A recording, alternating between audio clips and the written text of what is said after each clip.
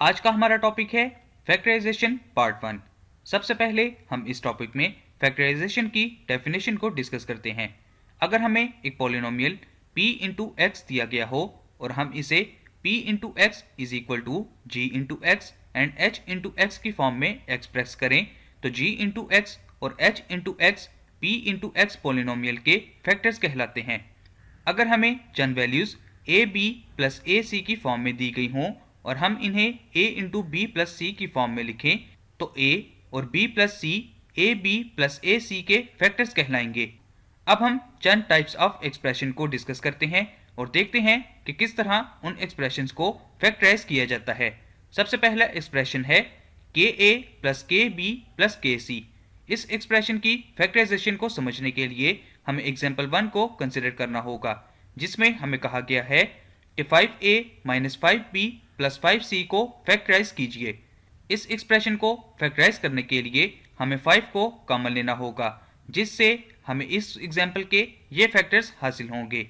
अब हम एग्जाम्पल 2 को कंसिडर करते हैं, जिसमें हमें कहा गया है कि 5a minus 5b minus 15c को फैक्टराइज कीजिए। इस एक्सप्रेशन की फैक्टराइजेशन के लिए हमें 5 को कॉमन लेना होगा, जिससे हमें इस एग्जाम्पल के ये फैक्टर्स हासिल होंगे। अब हम दूसरी टाइप ऑफ एक्सप्रेशन को डिस्कस करते हैं, जिसके मुताबिक a c plus a d plus b C plus b d है।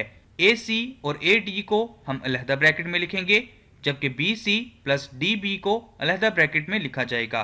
फर्स्ट ब्रैकेट में से ए को कॉमन लिया जाएगा, जबकि सेकंड ब्रैकेट में से बी को कॉमन लिया जाएगा। इस एक्सप्रेशन को अब हम इस फॉर्म में लिखेंगे। इस एक्सप्रेशन की फैक्टराइजेशन को समझने के लिए अगेन हमें एक एग्जाम्पल कंसिडर करनी होगी। एग्जाम्पल में हमें कहा गया है कि 3x minus 3a plus xy minus ay को फैक्टराइज कीजिए। इस एक्सप्रेशन को फैक्टराइज करने से पहले हमें इसको रीअरेंज करना होगा। रीअरेंज करने के लिए वो वैल्यूज जिनके साथ x वेरिएबल है इनको इकट्ठा लिखा जाएगा और वो वैल्यूज जिनके साथ a वेरिएबल है इनको इकट्ठा लिखा जाएगा, जिससे हमें ये एक्सप्रेशन हासिल होगा। सबसे पहले x को कॉमन लिया जाएगा और फिर a को कॉमन लिया जाएगा, जहां से हमें इस एग्जाम्पल के ये फैक्टर्स हासिल होंगे। अब हम एग्जाम्पल 2 कंसिडर करते हैं, जिसमें हमें कहा गया है कि P Q R plus Q R square minus P R square minus R cube को फैक्टराइज कीजिए। इस एग्जाम्पल की फैक्टराइजेशन के लिए हमें सबसे पहले r को कॉमन लेना होगा।